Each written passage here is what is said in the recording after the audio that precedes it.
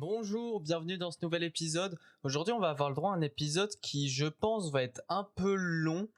Parce que quand je l'ai écrit, je me suis rendu compte qu'il prend quand même pas mal de place. Donc, on va commencer très rapidement. C'est un épisode sur l'hypothyroïdie, un item que j'ai pris notamment du collège d'Andoc. Je l'ai travaillé de manière très générale. On va pas rentrer dans les détails des valeurs, etc. C'est vraiment une notion très générale de l'hypothyroïdie, ce qu'il faut retenir entre les différents types d'hypothyroïdie. Et je pense que c'est déjà des bonnes notions à avoir de base. Et on commence l'histoire en reprenant ce que Monsieur Gold disait à la fin du dernier épisode. On reprend un peu tout ce qu'il racontait, qu'il avait potentiellement besoin d'aide.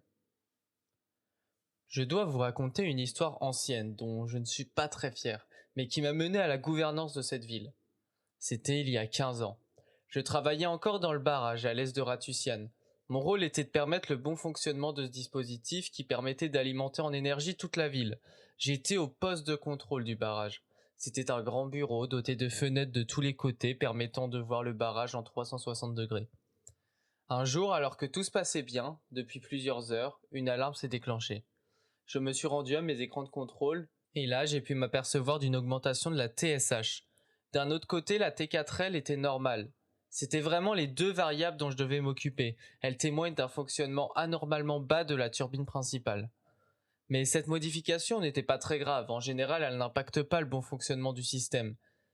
Mais il faut tout de même la régler. Souvent ce type de problème c'est dû à une atteinte des régulateurs, à une réaction à un produit employé ou même à un manque d'iode dans les turbines. J'étais donc en route pour régler ce problème en utilisant un substitutif, la LT4. Seulement lorsque j'allais utiliser ce produit, un homme apparut derrière moi et me mit un gros coup derrière la tête avant que je ne puisse me retourner. Je tombais, inconscient. Je me réveillai à plusieurs heures plus tard dans mon poste de contrôle. Cette fois-ci, les alarmes étaient encore plus fortes qu'auparavant. Les écrans indiquaient que la TSH était encore plus haute et que la T4L était devenue basse. Là, de véritables enjeux étaient en danger pour le barrage. Le rendement et le fonctionnement général avaient déjà diminué. L'aspect des fondations était en train de changer, devenant jaune, et les parois étaient en train de sérieusement gonfler. L'état devenait grave. J'essaya de me lever, mais je sentis mes mains, bloquées, derrière mon dos. Elles étaient liées avec un tuyau, je ne pouvais pas bouger. Un homme entra alors dans la pièce. Cette fois-ci, je le vis de face. Il était grand, pas loin de 2 mètres de haut, il portait des vêtements noirs et il avait 2 bagues à la main, toutes deux dotées d'un joyau bleuâtre. Il me regarda quelques instants sans dire un mot, puis se tourna vers une fenêtre donnant sur le barrage. Il étendit sa main, et les gemmes de ses bagues se mirent à briller. Je vis alors, par la fenêtre, une énorme bulle se former au niveau de l'entrée d'eau du barrage. Elle bloquait le passage. De nouvelles alarmes se mirent à sonner dans la pièce. La T4L restait basse, mais la TSH devenait basse également. Cet obstacle bloquait toujours le fonctionnement du barrage. Après avoir joué de son petit tour, il se tourna vers moi, un sourire grandissant sur son visage lorsqu'il vit la terreur que j'exprimais. Je n'avais jamais rien vu de tel de ma vie. Il s'accroupit devant moi et m'expliqua qu'il allait m'aider à devenir maire et qu'à partir de là je devrais accomplir tout ce qu'il décidait, que je deviendrais sa marionnette. Il avait différentes requêtes. Monsieur Gold se tourna vers Julie. L'une d'entre elles était de le prévenir si je voyais un jour quelqu'un porter un collier serti de 5 gemmes. Il baissa les yeux vers le collier de Julie et s'arrêta de parler. Fin de l'histoire. Bon, l'histoire en soi est assez courte, c'est peut-être les explications qui sont un peu longues. Mais on va passer à la traduction médicale. Déjà, il n'y a pas vraiment... Donc comme je disais, il n'y a pas eu vraiment de valeur ou de données très précises à retenir, c'est plus des généralités. Et ça commence très rapidement avec Monsieur Gold qui explique qu'il a eu un problème. Mais avant ça, il faut savoir ce que c'est une hypothyroïdie pour pouvoir comprendre ce qu'il raconte. Une hypothyroïdie, c'est une insuffisance de sécrétion des hormones thyroïdiennes. Et elle peut être de deux types.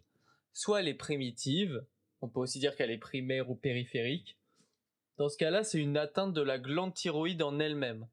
Dans l'autre cas, elle est thyréotrope. On peut aussi dire qu'elle est secondaire ou encore centrale. Et donc elle est secondaire à une autre atteinte. Mais nous, on va commencer par parler de l'hypothyroïdie primitive. On verra une augmentation de la TSH parce qu'il n'y a plus de rétrocontrôle sur les cellules thyréotropes. Ensuite, on va doser la T4L, la thyroxine libre, pour évaluer la sévérité du déficit. Monsieur Gold, lui, il évoque une augmentation de la TSH et une T4L qui reste normale. Si la TSH elle est peu élevée et la T4L est normale, on va parler d'une hypothyroïdie primaire fruste, qui est la forme d'hypothyroïdie la plus fréquente. Le plus souvent, c'est avec des symptômes soit qui sont modestes, soit qui sont carrément absents, et ça explique le fait que ça n'impacte pas le fonctionnement du système. Il évoque ensuite que les causes peuvent être des atteintes de régulateurs, une réaction à un produit ou un manque d'iode. Et en fait, c'est des exemples de causes possibles. Parce que les hypothyroïdies primaires frustes, elles peuvent être causées par des formes auto-immunes, donc les régulateurs, par des formes iatrogènes, le produit, ou par même une carence iodée, qui est en elle-même la cause. Je vais développer un peu ces petites causes. On a par exemple la thyroïdite de Hashimoto.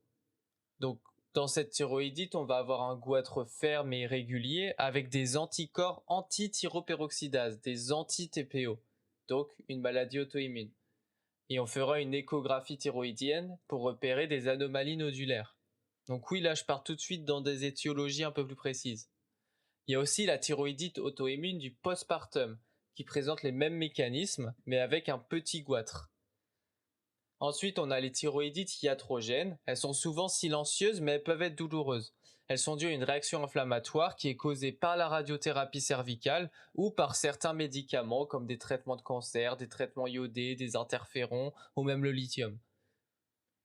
Et enfin, on retrouve la carence iodée qui peut causer l'hypothyroïdie et l'hypothyroïdie congénitale. En termes de diagnostic, en cas de TSH élevé, on va donc doser la T4L. Si elle est basse ou normale, on va parler d'une hypothyroïdie franche ou fruste. On dosera les anticorps anti-TPO et on fera une échographie thyroïdienne, ce qui pourra nous orienter vers une étiologie.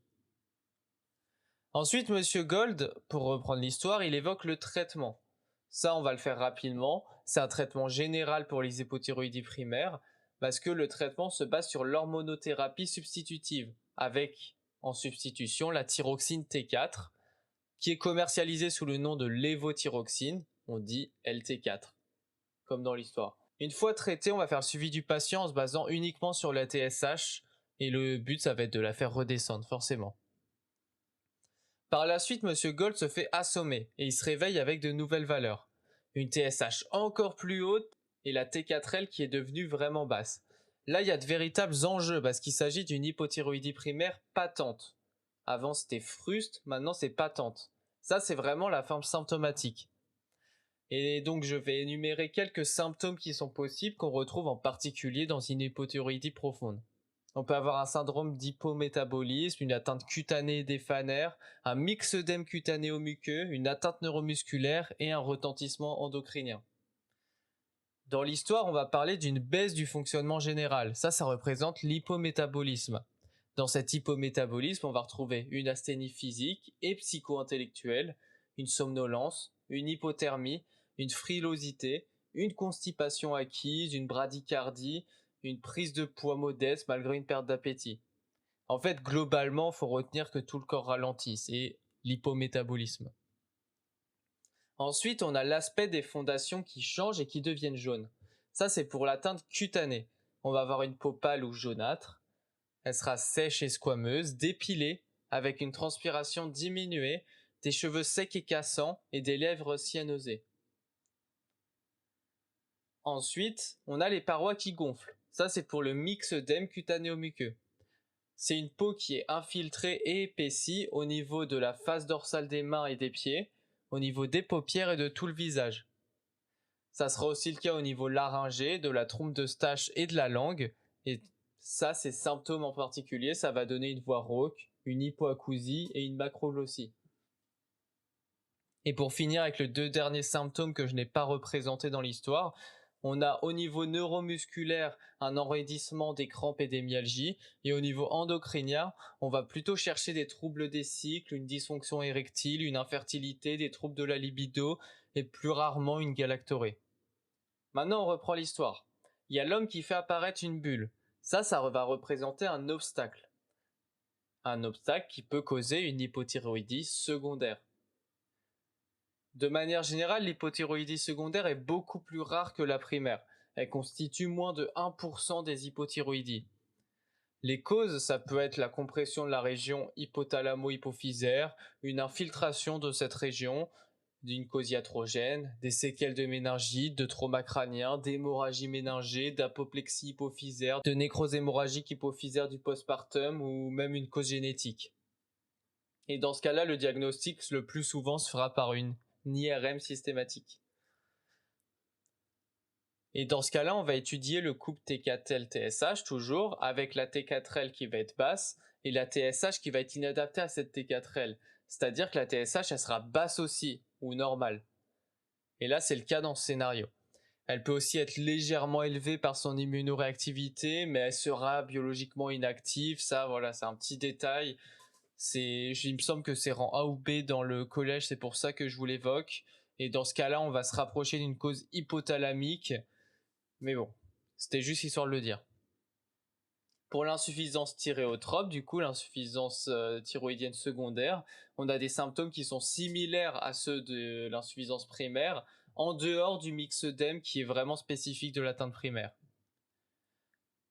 Bon, on a vraiment évoqué les notions générales, maintenant je vais finir par quelques notions en plus.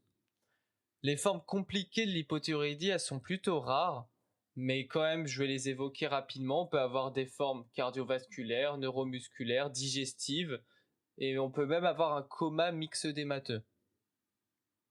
À la palpation de la glande thyroïde, on va obtenir des résultats différents selon l'étiologie. Je l'ai déjà évoqué rapidement tout à l'heure avec la maladie de Hashimoto et les maladies auto-immunes. Mais du coup, s'il y a une maladie auto-immune thyroïdienne, la glande elle va être ferme, hétérogène et pseudo-nodulaire. Elle sera notamment augmentée de volume dans la maladie de Hashimoto. Et elle sera plutôt de taille normale ou diminuée pour les autres étiologies auto-immunes. Et par contre, elle sera à peine palpable pour une thyroïdite atrophique ou une insuffisance thyréotrope. Et dans tout ce qu'on vient de dire, dans l'hypothyroïdie de manière générale, on peut aussi retrouver des anomalies hématologiques, ioniques ou métaboliques, évidemment. Et j'ai terminé, et je me rends compte que l'épisode, au final, il est pas si long. Je m'attendais à ce qu'il soit beaucoup plus long que ça, donc c'est plutôt une bonne nouvelle. J'espère qu'il vous a plu. Je vais pas m'attarder plus longtemps, donc je vous souhaite de bonnes révisions.